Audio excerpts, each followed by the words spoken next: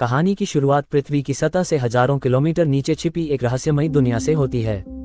खतरनाक जीव आसमान से लेकर पानी की गहराइयों तक हर चीज को आतंकित करते थे। यहाँ हमारी मुलाकात इस दुनिया के रक्षक किंग कांग से होती है, जो एक छोटे बंदर के साथ एक झील के किनारे पहुंचा था, लेकिन उसे अंदाजा नहीं था कि वह एक जाल में कदम रख रहा है। वह छोटा बंदर अचानक झील में छिपे खतरे को भांप लेता है। फिर भी उसने कांग को पानी में जाने के लिए जानबूझकर उकसाया, लेकिन उसकी यह चाल कांग को बेवकूफ नहीं बना सकी। उसने बस हवा को सूंघा और तुरंत समझ गया कि उसे एक अच्छा शिकार मिलने वाला है। बिना कुछ कहे कांग झील में चला गया और आराम से नहाने लगा। इसी बीच छोटा बंदर इस बात से नर्वस होने लगा कि कहीं उसकी योजना का पता न चल जाए, इसलिए उसने पानी पीने का नाटक किया। अचानक एक अजीब जीव तेज गति से उनकी तरफ झपटा। नहाते समय कांग को खतरे का एहसास हुआ।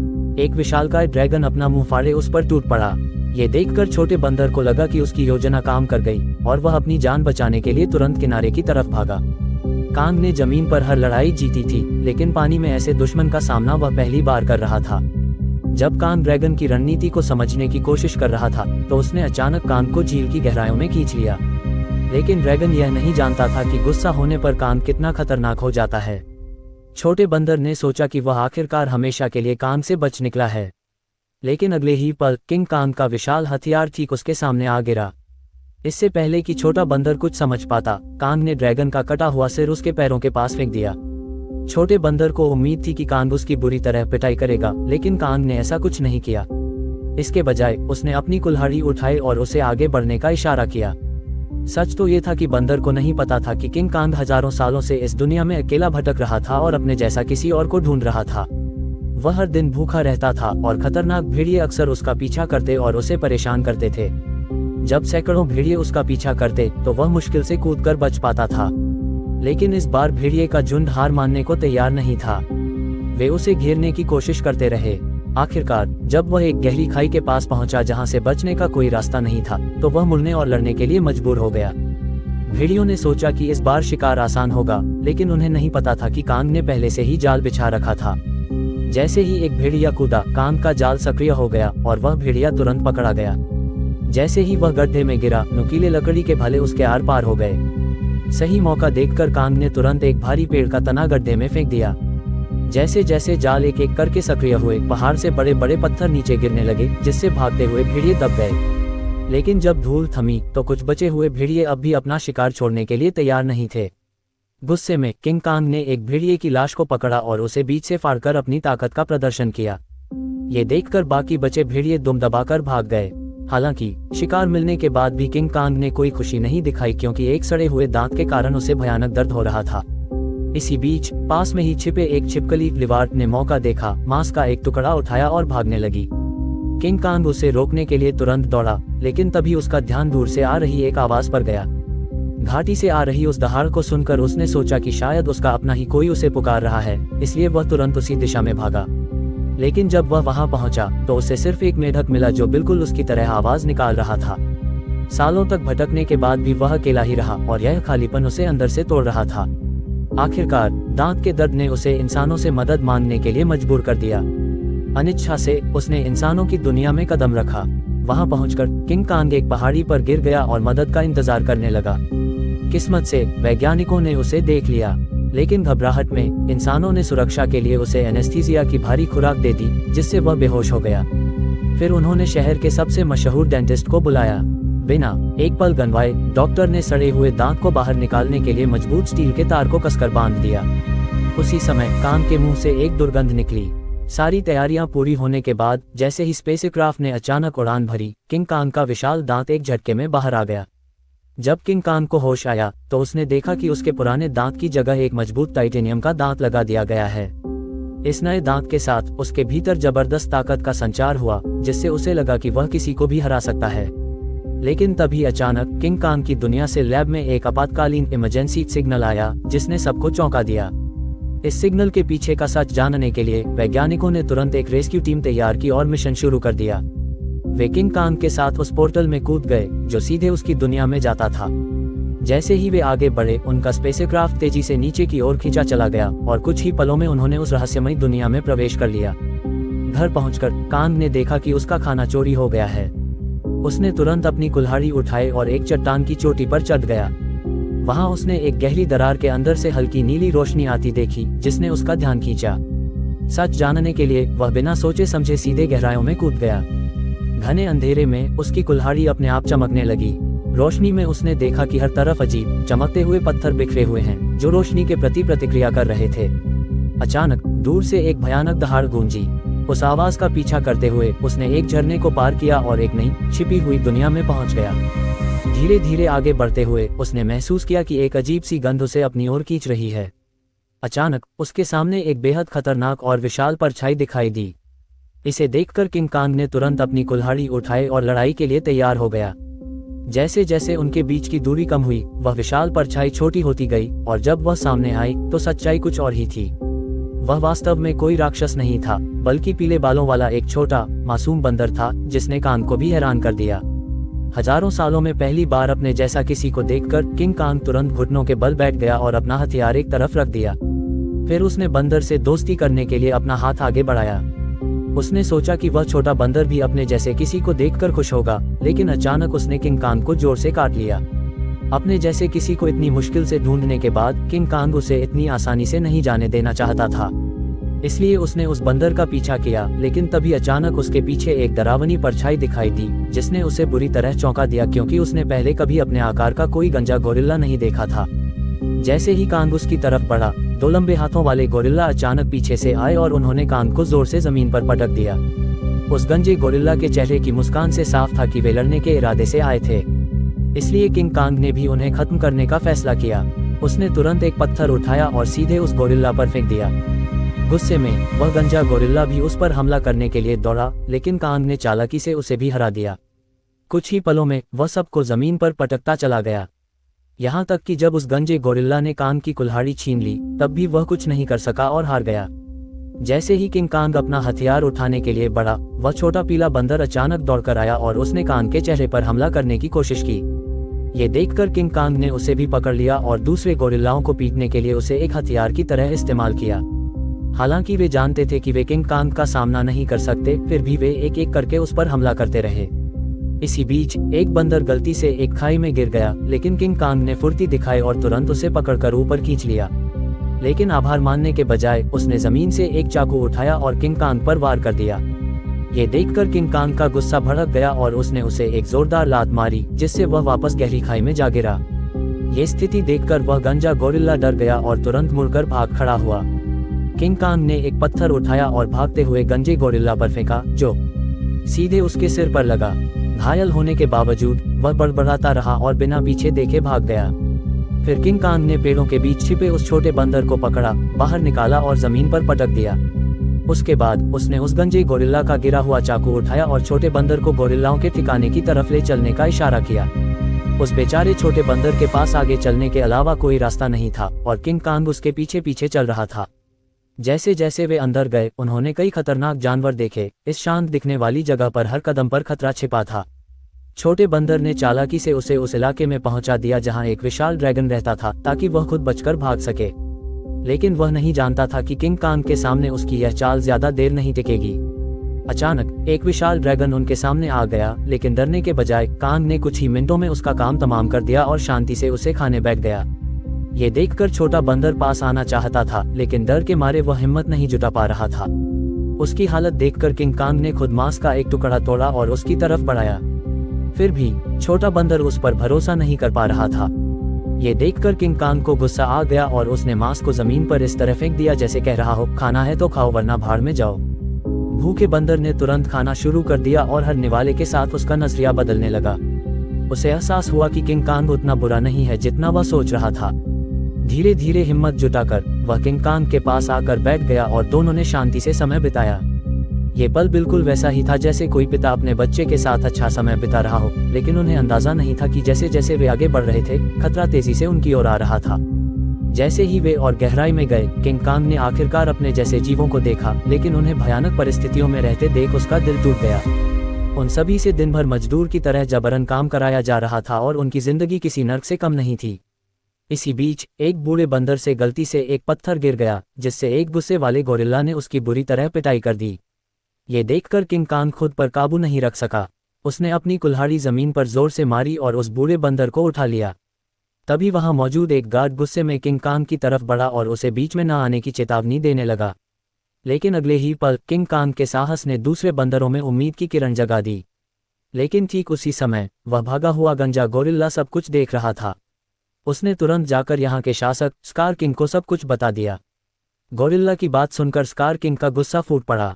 जैसे ही वह अपने सिंहासन से उठा, उसके रास्ते में आने वाले सभी बंदर उसके सामने झुक गए। लेकिन किंग कांग वहां निडर होकर खड़ा रहा। स्कार किंग ने उसे ध्यान से देखा और कांग के मुंह में स्टील का दांत देखकर हंसा।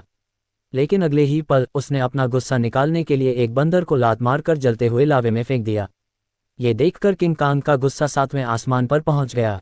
अपनी ताकत दिखाने के लिए स्कार किंग ने अपने कंधे से एक हथियार निकाला और किंग कांग को सबक सिखाने के लिए तैयार हो गया। किंग कांग ने भी तुरंत अपनी कुल्हाड़ी उठाई और उनके बीच एक भयंकर युद्ध शुरू हो गया। अपने लंबे हथियार का फायदा उठाते हुए उसने अचानक हमला किया और किंग कांग एक पल के लिए संभल भी नहीं पाया। स्कार किंग ने कांग पर कई वार करने के लिए अपने हथियार पर लगे क्रिस्टल का इस्तेमाल किया। गुस्से में कांग उस पर झपटा।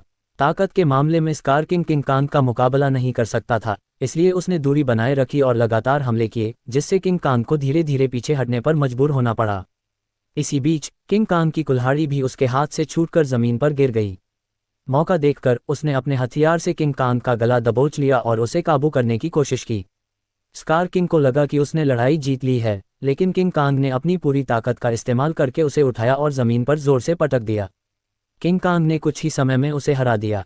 तब स्कार किंग ने फैसला किया कि वह कांग को अपनी असली ताकत दिखाने के बाद ही हार स्वीकार करेगा। जैसे ही उसके हथियार का पत्थर चमकने लगा, गोरिल्लाओं ने अचानक चट्टानें गिराकर लावे का रास्ता रोक दिया। ठीक उसी पल गुफा में छिपे एक भयानक राक्षस की आंखें दिखाई देने लगीं। तपती हुई जमीन अचानक बर्फ में बदल गई और बाहर निकला वह विशालकाय जीव टाइटन शिमोक, जिसने कभी पूरी दुनिया को जमा दिया था। स्कार किंग ने तुरंत उसे कांग पर हमला करने का आदेश दिया, लेकिन शिमो इस आदेश से खुश नहीं लग रहा था। जैसे जैसे उस पर दबाव बढ़ा, वह दर्द से कराह उठा और हमला करने के लिए मजबूर हो गया।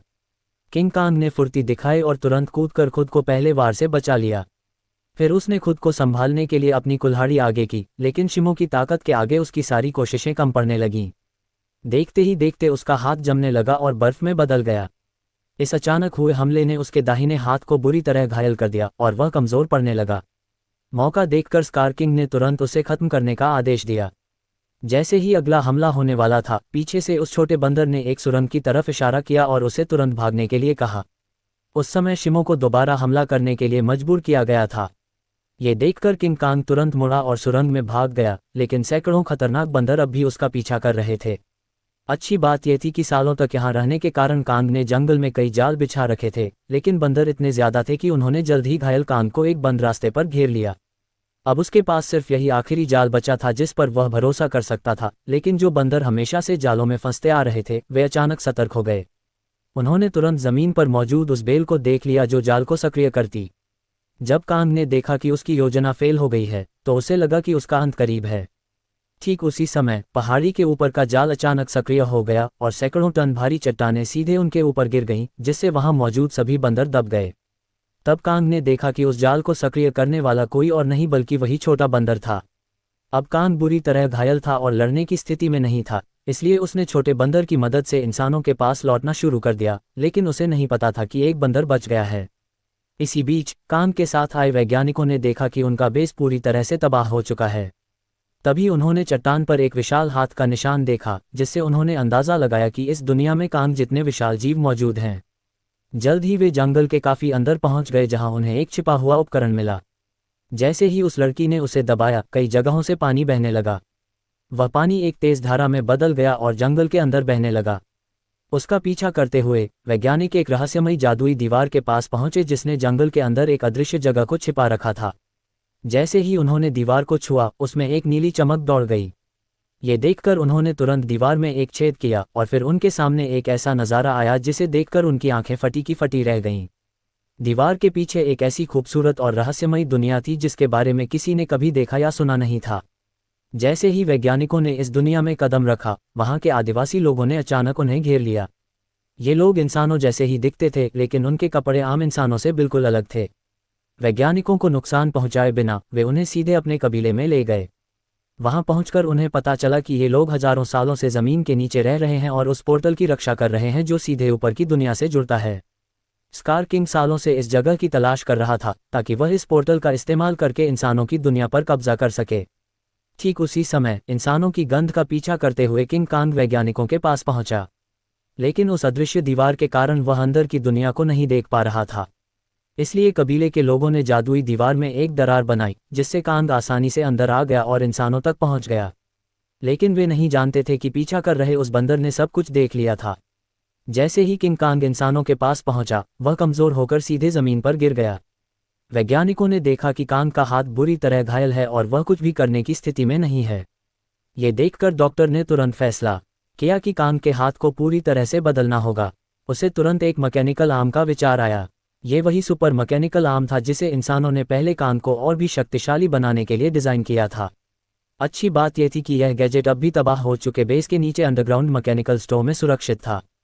जल्द ही डॉक्टर उसे वहां से ले आया और सीधे कान के शरीर पर फिट कर दिया और फिर मशीन ने स्वचालित रूप से कान के घायल हिस्से की पहचान की और जुड़ना शुरू कर दिया। जैसे ही उस हाथ के अंदर की विशेष दवा कान के शरीर में गई, बेहोश कान को नई ताकत महसूस होने लगी। उसके चेहरे की खुशी से साफ जाहिर था कि वह इस नए हथियार से बेहद खुश था। लेकिन तभी अचानक वह छोटा बंदर जंगल के अंदर से दौड़ता हुआ आया। उसने कान को बताया कि स्कार किंग को पोर्टल का स्थान मिल गया है और वह शिमो के साथ कबीले पर हमला करने जा रहा है। कांग अकेला स्कार किंग और शिमो का सामना नहीं कर सकता था, इसलिए उसके पास केवल एक ही रास्ता बचा था, इंसानों की दुनिया में जाना और गॉडजिला को जगाना, जो कई सालों से सो रहा था।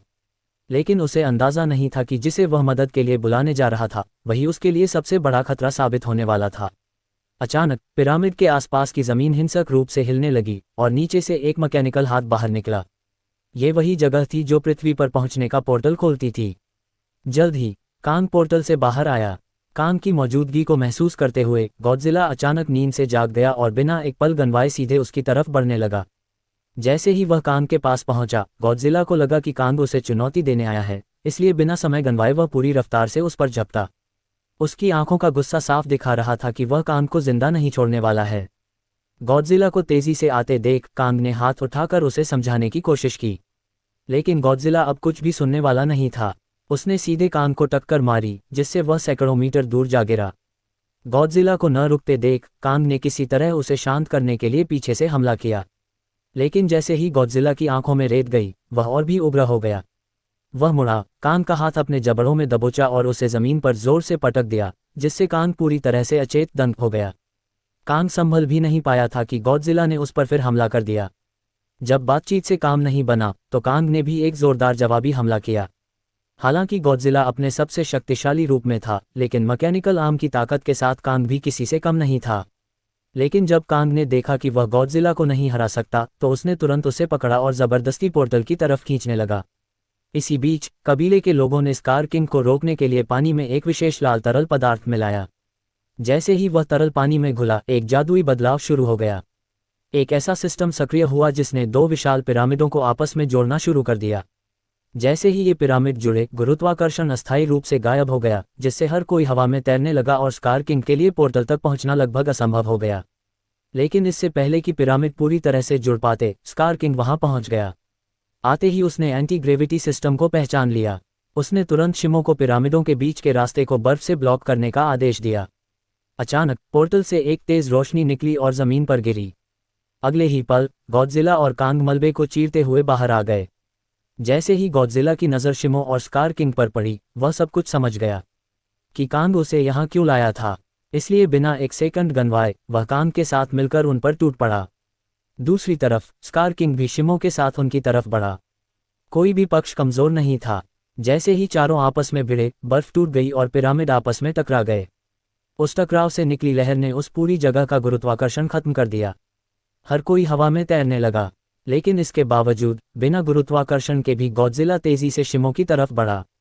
इसी बीच चालाक स्कार किंग ने कांग की कुल्हाड़ी उठाई और उससे उस पर हमला कर दिया, लेकिन कांग ने अपने मैकेनिकल आर्म से हर वार को रोक दिया। कुछ ही पलों में पासा पलट गया और कांग स्कार किंग पर भारी पड़ने लगा, लेकिन दुश्मन ज्यादा होने के कारण उस पर पीछे से हमले होने लगे। ये देखकर छोटे बंदर ने पत्थर उठाए और कांग की मदद करने लगा। तभी मौका पाकर शिमो ने गॉडजिला पर हमला किया और कुछ ही पलों में उसे पूरी तरह बर्फ में जमा दिया। लेकिन गॉडजिला भी कम नहीं था। उसने एक ही झटके में बर्फ को तोड़ दिया। उसी पल एंटी ग्रेविटी सिस्टम बंद हो गया और गुरुत्वाकर्षण वापस आ गया। मौका मिलते ही स्कार किंग कांग की पकड़ से छूटा और सीधे पोर्टल में कूद गया। उसे रोकने के लिए गॉडजिला और कांग भी उसके पीछे कूद गए, लेकिन इस आपाधापी में कांग की कुल्हाड़ी पीछे ही छूट गई। दूसरी तरफ इंसानों को अंदाजा नहीं था कि कितना बड़ा खतरा आने वाला है। अचानक समुद्र की लहरें बर्फ के पहाड़ों में बदल गईं। अगले ही पल स्कार किंग शिमो के साथ पृथ्वी पर पहुंच गया। खुले आसमान की रोशनी मिलते ही उसने नीचे मौजूद इंसानों को देखा और एक जोरदार दहाड़ लगाई। अब उसे लगा कि पूरी दुनिया पर राज करने का समय आ गया है। उसने शिमो को आसमान को जमाने का आदेश दिया। शिमो ऐसा नहीं करना चाहता था, लेकिन मजबूरी में उसने हर तरफ बर्फ की बारिश शुरू कर दी। देखते ही देखते इस तबाही में इमारतें भी ढहने लगीं। जब स्कार किंग को लगा कि अब उसे कोई नहीं रोक सकता, तब कांग ने एक ऐसा जोरदार घूंसा मारा जिससे उसका 3 टन का दांत जमीन पर आ गिरा।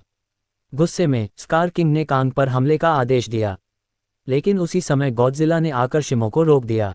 अब शिमो की मदद के बिना स्कार किंग ज्यादा देर नहीं टिक सकता था, इसलिए उसने एक विशाल इमारत उठाई और कांग पर फेंक दी, लेकिन इससे कांग को ज्यादा नुकसान नहीं हुआ।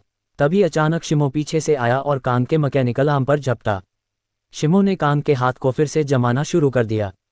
ये देखकर स्कार किंग को लगा कि उसकी जीत तय है, लेकिन उसने अपने पीछे खड़े गुस्से से लाल गॉडजिला को नजरअंदाज कर दिया था। गॉडजिला ने तुरंत अपनी पूरी ताकत जुटाई और उसका शरीर बैंगनी पर्पल रोशनी से चमक उठा। अगले ही पल उसने सीधे स्कार किंग पर एक भयंकर हमला किया, लेकिन स्कार किंग घबरा गया और किसी तरह बच निकला। उसने अपने हथियार से जवाबी हमला करने की कोशिश की, लेकिन गॉडजिला ने उसे पकड़ा और एक ही झटके में 2 टुकड़ों में तोड़ दिया, जिससे शिमो को नियंत्रित करने वाला क्रिस्टल जमीन पर गिर गया। स्कार किंग उसे उठाने के लिए झपटा, लेकिन गॉडजिला ने उसे कोई मौका नहीं दिया। अब सब कुछ उसी क्रिस्टल पर निर्भर था।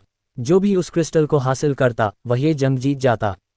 उस नाजुक मोड़ पर छोटे बंदर की नज़र कांग की छूटी हुई कुल्हाड़ी पर पड़ी।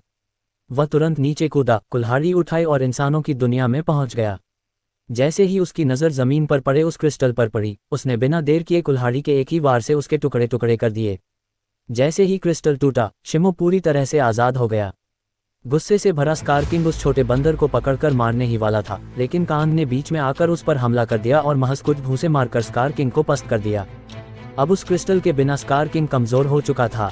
दूसरी तरफ आज़ाद हुए शिमो ने गॉडजिला की तरफ देखा, जैसे वह किसी इशारे का इंतजार कर रहा हो, और फिर हजारों सालों के बाद उसने वही किया जो वह हमेशा से करना चाहता था। एक ही पल में उसने स्कार किंग को बर्फ की मूर्ति में बदल दिया। अगले ही पल कांग ने उसे हवा में उछाला और पूरी ताकत से जमीन पर पटक दिया, जिससे उसका शरीर वहीं चकनाचूर हो गया। अब लड़ाई खत्म हो चुकी थी, लेकिन दुनिया को ठीक करना बाकी था। तब गॉडजिला ने आसमान की तरफ देखा और भारी मात्रा में ऊर्जा छोड़ी, जिससे काले बादल छंट गए और पृथ्वी पर धीरे धीरे धूप वापस आ गई। इसके बाद गॉडजिला अपने इलाके में लौट आया और फिर से गहरी नींद में सो गया, और कांग अपने नए साथी के साथ पृथ्वी के अंदर लौट आया, जहां उसने अपने कबीले के साथ एक नई शुरुआत की। ऐसा ही वीडियो देखने के लिए PZ एक्सप्लेनिंग चैनल को सब्सक्राइब करें और लाइक शेयर करना ना भूलें।